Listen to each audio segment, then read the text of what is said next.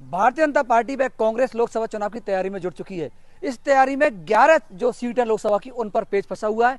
दोनों की नजर 25 लोकसभा में से 11 सीट पर है। 11 सीट पर क्यों है, ये आपको जानना बहुत जरूरी है। विधानसभा चुनाव 2023 का जब चुनाव हुआ था, उसमें कांग्रेस ने लोकसभा की 11 सीटों पर जो विधानसभा में आती हैं, उन पर प्रचंड जीत हासिल की थी। कांग्रेस की गत दिनों जो बैठक हुई थी दिल्ली में, उस पर विशेष तौर पर मंथन हुआ था कि 11 लोकसभा की जो सीट है जिन पर विधानसभा में जीत मिली है, उन पर अगर ठीक ढंग से काम किया जाए, अच्छे से काम किया जाए, तो कांग्रेस चुनाव में एक अच्छा परफॉर्मेंस दे सकती है। आपकी जानकारी के लिए भी है कि 2019 में जब चुनाव हुआ तो 25 में से एक भी सीट कांग्रेस नहीं जीत पाई। लेकिन अब कांग्रेस की जो मीटिंग हुई उसमें तय हुआ कि 11 लोकसभा सीटों पर पूरी तरीके से मेहनत की जाए, और इन्हीं 11 सीटों पर भारतीय जनता पार्टी भी मेहनत कर रही है। वो भारतीय जनता पार्टी का भी एक दावा है, उसकी बैठक में भी तय हुआ है। उसके बारे में आपसे विस्तार से चर्चा करूंगा, लेकिन पहले कांग्रेस की जो मीटिंग हुई उसमें करौली, धौलपुर, टोंक, सवाई माधोपुर, जयपुर ग्रामीण, झुंझुनू, चूरू, अलवर, बांसवाड़ा, ये 11 ऐसी सीट है जहां पर कांग्रेस अच्छे बहुमत से विधानसभा चुनाव में जीती। बात अगर करें करौली धौलपुर की, करौली धौलपुर से अभी भारतीय जनता पार्टी सांसद डॉक्टर मनोज राजौरिया हैं। 8 लोकसभा की सीट है, जिसमें से धौलपुर में भारतीय जनता पार्टी का सुपड़ा साफ हो चुका है। धौलपुर, बाड़ी, बसेड़ी और राजाखेड़ा, ये 4 विधानसभा क्षेत्र कांग्रेस ने अपने कब्जे में लिए हैं। करौली जिले में अगर बात की जाए तो टोडाभीम अभी गंगापुर सिटी में मिल चुका है, लेकिन चुनाव की दृष्टि से करौली में है। टोडाभीम और हिंडौन सिटी में कांग्रेस चुनाव जीती है, और सपोट्रा और करौली में भारतीय जनता पार्टी चुनाव जीती। यानी 8 में से 6 सीट कांग्रेस जीती है और 2 भारतीय जनता पार्टी ने जीती। तो भाजपा का थिंक टैंक का भी ये मानना है कि 11 जो लोकसभा सीट है उन पर विशेष मेहनत की जाए। इसी प्रकार से टोंक, सवाई माधोपुर, भावी 50-50 का आंकड़ा रहा है। माधोपुर में 2 सीट सवाई माधोपुर खंडार भारतीय जनता पार्टी जीती है, और बाकी 2 सीटें गंगापुर सिटी और बावनबास कांग्रेस ने जीती। इसी प्रकार 50 का आंकड़ा टोंक में भी रहा है। तो भारतीय जनता पार्टी में निकल के बात सामने आई, क्या इस बार जब करौली धौलपुर में बुरी तरीका से भाजपा को पराजय मिली है, चुनाव में लगातार हार मिली, 6 सीट भारतीय जनता पार्टी हारी है, तो क्या इस बार टिकट चेंज कर दिया जाए? ये एक बड़ी जोर शोर से भारतीय जनता पार्टी चर्चा इस पर हुई, क्योंकि डॉक्टर मनोज राजौरिया लगातार 2 बार के सांसद हैं। इस बार सत्ता का विरोध नहीं हो और भारतीय जनता पार्टी लगातार हार भी हुई है। देखिए, बड़ा फैक्ट है, 8 में से 6 सीट आप लोग हारे हैं।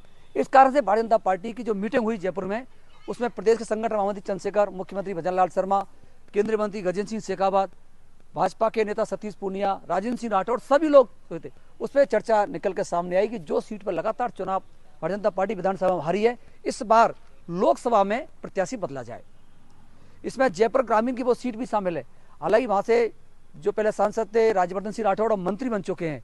टोंक, सवाई माधोपुर से सुखबीर जोनापुरिया लगातार 2 बार से सांसद है, वहां भी 50-50 का आंकड़ा रहा है। भारतीय जनता पार्टी किसी प्रकार से कोई इस बार रिस्क उठाना नहीं चाहती। रिस्क नहीं उठाने की वजह से इस बार 100% संभावना भारतीय जनता पार्टी जता रही है कि टोंक, सवाई माधोपुर या करौली धौलपुर में से भारतीय जनता पार्टी के प्रत्याशी इस बार बदले जा सकते हैं। अब वो बात यह आई, भारतीय जनता पार्टी के प्रत्याशी बदलेंगे तो दांव किस पर खेला जाएगा? नया प्रत्याशी लाएगा भाजपा के अंदर खाने। एक बात निकल के आई, क्या इस बार करौली धौलपुर से किसी जाटव प्रत्याशी को उम्मीदवार बनाया जाए या किसी लोकल प्रत्याशी पर दांव खेला जाए? ये भी भाजपा का थिंक टैंक है, उस पर चिंतन कर रहा है, मनन कर रहा है। और आपके लिए यह भी जानकारी है, करौली धौलपुर में पूर्व मुख्यमंत्री वसुंधरा राजे का गढ़ माना जाता है धौलपुर को, लेकिन इस गढ़ में इस बार कांग्रेस ने बुरी तरीके से सेंध लगा दी। उसके बाद से भारतीय जनता पार्टी का थिंक टैंक सोचने को मजबूर हुआ है, क्या पुराने चेहरे पर ही दाव लगाए या नया लाए? ये एक बड़ा निकल के बाद सामने आई, क्योंकि देखो, सत्ता का विरोध तो निश्चित रूप से होता ही है, और लगातार आपकी हार भी वहां हो रही है। धौलपुर में आप बुरी तरीके से हारे, करौली में आप 50 का आंकड़ा रहे, और ये भी बात है कि करौली धौलपुर में के अलावा करौली और सपोट्रा की जो सीटें, पूर्व विधायक महारानी रोहिणी कुमारी काफी एक्टिव मोड में रही थी। एक तरीके भारतीय जनता पार्टी कार्यकर्ता खुद ही वो उनको श्रेय दे रहे हैं कि महारानी की वजह से ये सीट जीती। तो भाजपा का थिंक टैंक सोच रहा है, इस पर विचार कर रहा है। मीटिंग में चर्चा हो चुकी है कि अब कुछ ना कुछ करौली और धौलपुर में बड़ा परिवर्तन होगा। बड़ा परिवर्तन का संकेत ये भी है कि टिकट भी चेंज हो सकता है, मे बी द पॉसिबल, ये संभव है। हालांकि भाजपा का और अभी सर्वे जारी है, सर्वे के आधार पर क्या होता है निकल के बाद ये भी सामने आएगी, क्योंकि लोकसभा का पूरा चुनाव नरेंद्र दामोदर दास मोदी देश के प्रधानमंत्री के नाम पर होता है। रामलला का वातावरण अभी बना हुआ है। उसी बीच भारतीय जनता पार्टी को रिस्क लेने के मूड में नहीं है। भारतीय जनता पार्टी का सर्वे फील्ड में भी जारी है। सर्वे से जो बात निकल के आई, संगठन की मीटिंग में जो चर्चा हुई, उसमें निकल के ये बात सामने आई है कि भाजपा की करारी हार हुई है, धौलपुर और करौली में इस बार टिकट बदल सकता है। अब बात करें कांग्रेस की।